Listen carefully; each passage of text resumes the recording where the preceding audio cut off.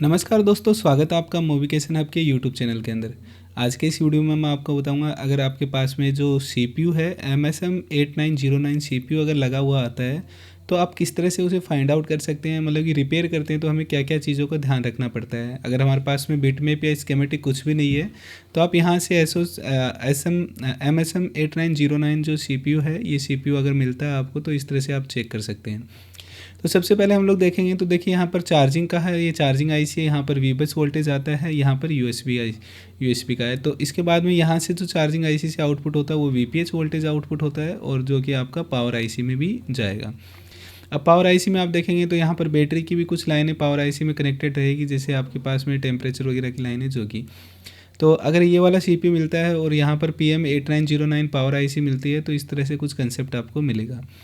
यहाँ पर on off का पावर बटन से कनेक्ट रहता ही है, और इसके अलावा आप देखेंगे तो क्रिस्टल कनेक्ट रहता है यहाँ पर।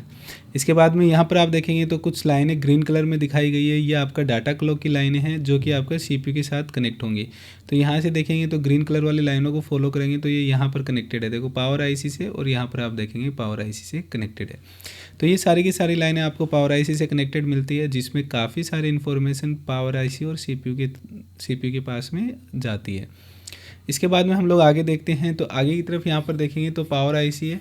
अब यहाँ पर देखो एक कोडेक सेक्शन है पावर आईसी के अंदर। कोडेक सेक्शन का मतलब कि ऑडियो आईसी होगा, एक ऑडियो आईसी को ये ऑपरेट करेगा। दूसरा हो सकता है कि आपका कि जो ईयर स्पीकर वगैरह है उनके लिए ऑडियो आईसी अलग से यूज नहीं की जाए, पावर आईसी ही से ऑपरेट करेगा। इसके साथ साथ यहाँ पर देखेंगे तो देखिए ईयरफोन हो गया, हैंड फ्री हो गया, इन सबको भी पावर आईसी ही ऑपरेट करेगा। इसके बाद में हम लोग देखते हैं पावर आईसी कुछ वोल्टेजेस आउटपुट करती है, जिसमें बक वोल्टेज और एलडीओ वोल्टेज होते हैं। तो यहाँ पर हम लोग देखेंगे तो वीरेक के नाम से यहाँ से काफ़ी सारे वोल्टेज आउटपुट हो रहे हैं। तो ये वोल्टेज काफ़ी सारी जगह जाते हैं। इसके अलावा सबसे इंपॉर्टेंट जो होता है हमारे लिए, यहाँ पर पावर आईसी से जो वोल्टेजेस निकले हैं वो वोल्टेज सीपीयू को मिल रहे हैं या नहीं मिल रहे। अगर ये जो वीरेक वाले वोल्टेज जो पावर आईसी से आउटपुट हुए हैं उनमें से कोई वोल्टेज सीपीयू के लिए मिसिंग होता है तो हो सकता है कि आपका मोबाइल डेड हो उस कंडीशन में। तो ये चीज़ को ज़रूर देखना है। इसके बाद में पावर आईसी जितने वोल्टेज निकाल रही है उसमें से आप देखेंगे तो यहाँ पर देखिए L11 वीरेक L11 जो वोल्टेज है वो आपका मेमोरी कार्ड के लिए आ रहा है, और जो सिम 1 और सिम 2 दो सिम होती है तो इसके लिए L15 और L14 दो वोल्टेज आपके पास में सिम के लिए भी यहाँ पर शो करवा रखा है। इसके अलावा ऊपर की तरफ हम लोग देखेंगे तो यहाँ पर देखिए कैमरे के लिए दो वोल्टेज आते हैं L6 और L8। कैमरे सेकंड के लिए एक वोल्टेज आता है L6, और कैमरे LCD के लिए एक वोल्टेज आ रहा है यहाँ पर देखिए 1.8 वोल्टेज। इसके अलावा भी LCD को कुछ वोल्टेज मिलते हैं जो कि ग्राफिक आईसी देती है। तो यहाँ पर ग्राफिक आईसी मेंशन नहीं किया गया, इसलिए यहाँ पर शो नहीं करवा रखा है। इसके अलावा देखिए यहाँ से ब्लूटूथ और बेसमेंट है नेटवर्क जो है उन सबको भी आपका पावर आईसी वोल्टेज देता है। तो यहाँ पर दर्शाया गया है कि पावर आईसी देखो कौन से सेक्शन को वोल्टेज देता है, सारे सेक्शन यहाँ पर बताए गए हैं। इसके अलावा हम लोग यहाँ पर देखेंगे तो ये रैम है, ये रैम के लिए वोल्टेज है, ये भी पावर आईसी दे रही है। और इसके अलावा यहाँ पर eMMC लगा हुआ, तो eMMC को भी जो दोनों वोल्टेज आ रहे हैं वो भी पावर आईसी दे रही है।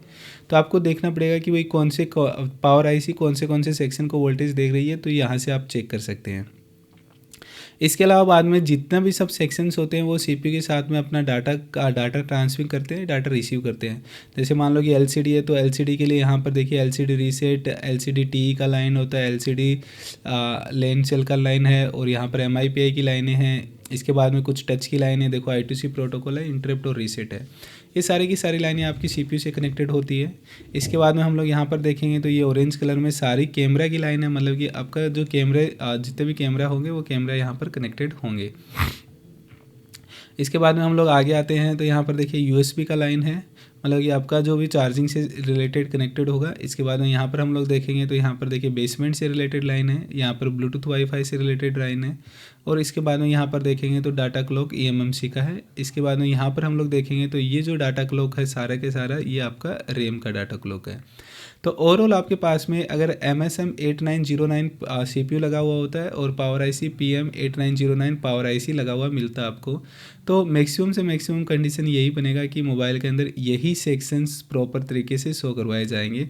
तो अगर किसी भी मोबाइल का स्कीमेटिक या बिटमैप नहीं है तो अगर आप कुछ इन्फॉर्मेशन देखना चाहते हो तो यहाँ से आकर देख सकते हैं MSM 8909 का। आई होप दोस्तों आपको ये चीज़ समझ में आई होगी। अगर इसमें कुछ भी डाउट्स रहता है आपको या फिर और किसी सेक्शन में कोई डाउट आ रहा हो तो आप हमें कमेंट कर सकते हैं। और अगर आप आईफोन और एंड्रॉयड के अंदर अपग्रेड होना चाहते हैं तो आप हमारा कोर्स ज्वाइन कर सकते हैं। कोर्स का डिटेल आपको डिस्क्रिप्शन में नंबर दिए गए हैं, उनके ऊपर कॉल कर ले सकते हैं। चलिए दोस्तों, वीडियो को यहीं पर एंड करते हैं। मिलते हैं नेक्स्ट वीडियो के अंदर एक और नई केस स्टडी के साथ में।